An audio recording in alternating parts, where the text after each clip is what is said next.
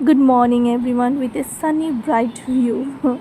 কি ভালো লাগছিল সকালবেলাটা এখানে বসে থাকতে এবং দেখতে। আর এটা ওই দিনই, বাট রাত্রেবেলা আমি একটা মানে কচুরি বানাচ্ছিলাম আই থিঙ্ক, তো সেই জন্য। আর সেই দিনই আবার চিমনি পরিষ্কার করে গেছিলো, প্রচুর নোংরা হয়েছিল, তো ডিপ ক্লিন হয়ে গেছে। এদিকে পঞ্চায়েত সিনেমা চলছে, ফুল ফ্যামিলি দেখছে। আমার হাজব্যান্ড তো কতবার যে পঞ্চায়েত সিনেমা দেখেছে। এটা নেক্সট ডে একদম ক্লাউডি ওয়েদার ছিল, খুবই বাজে ওয়েদার। তো আমি তার মধ্যে চলো আমার তো কাজ বাজ করতেই হবে, লোটে মাছ ছিল সেটা বের করে নিলাম। হাজব্যান্ড আর ছেলে দুজনে খুব ভালোবাসে লোটে মাছ। আর এই যে কুল দেখছো, এই কুল আমি একবার বলেছি, আমি মানে বললে আনে, যদি বলি যে এটা ভালো লাগছে ওটা ভালো লাগছে, হাজব্যান্ড ঠিক মাথায় রাখে এবং আনে। তো এই নিয়ে 3বার হয়েছে, ও পরপর 3 দিন এনেছিল, আর ফটাফট ফিনিশও করে ফেলছিলাম আমরা সবাই। তো যাই হোক, আর পাখিগুলো ব্যাস, অ্যাকচুয়ালি ওয়েদারও তো ভালো ছিল না। যেদিন সূর্য বেরোয় সেদিন খুব সুন্দর, পাখিগুলো খুব চিকচিক করে। আর ব্যাস ছেলেও একটু খেলতে চাইছিলো, কিন্তু উপরে ছাদে গিয়ে দেখে যে জল জল হয়ে আছে, তো সেটা নিয়েই কথা বলছিলাম। তো আবার একটুখানি টাইম পাস করে চলে এলো। আর এই প্লেটগুলো দেখলে এটা আমার মানে বিয়ের বয়স হয়ে গেলো, মানে সেই বিয়ের পরেই আমি কিনেছিলাম। তো যাই হোক, তো সেদিন আবার রান্না বান্না এসব করে টোরে বারবার মাঝে মাঝে ওয়েদারও চেক করে যাচ্ছি যে একটু ঠিক হয়ে যাক। এটা পরের দিন আবার সেই কুলগুলো এনেছিল, তো আমি বলেছিলাম আনবে, টাইম পাস খেতে ভালো লাগে, কুলের আচার পেলে আনবে, তো আনি মনে করে ঠিক নিয়ে আসে, এটাই আমার খুব ভালো লাগে।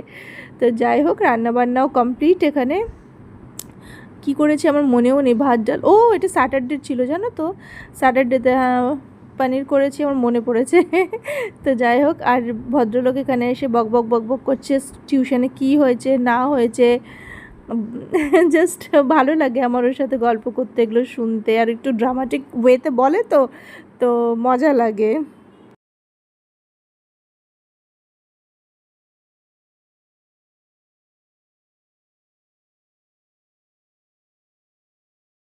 যাই হোক, তারপরে সন্ধ্যাবেলার চাটা খেয়ে সব করে রাতে ভাবলাম কি করব, তো একটু আলু ভাজা করে নিই, তো আলু ভাজা করে নিয়েছিলাম।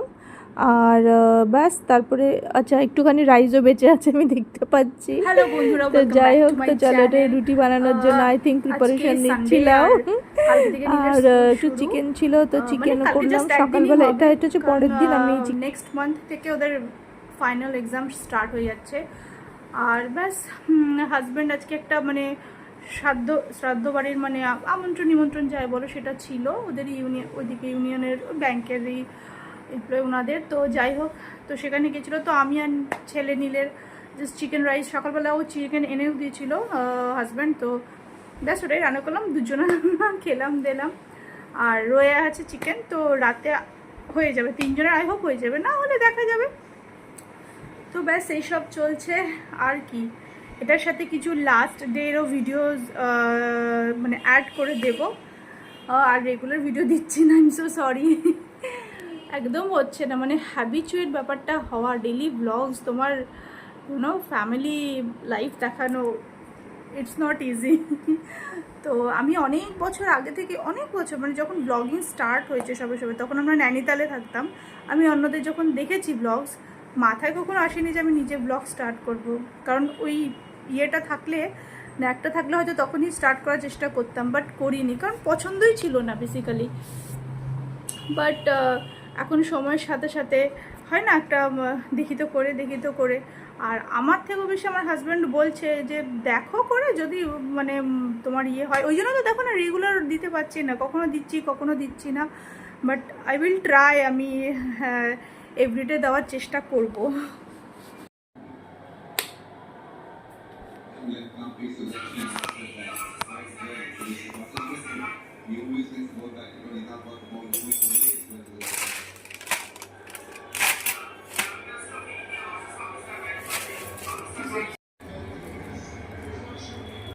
ফোনে নিজের চ্যানেল কাজ মন দিয়ে করছে।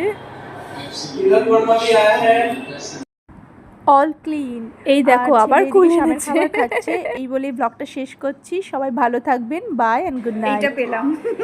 আমি মাঝে মাঝে হাজব্যান্ডকে ভিডিও করে দিই ওর চ্যানেলের জন্য, তো হঠাৎ দিলেন, থ্যাঙ্কস।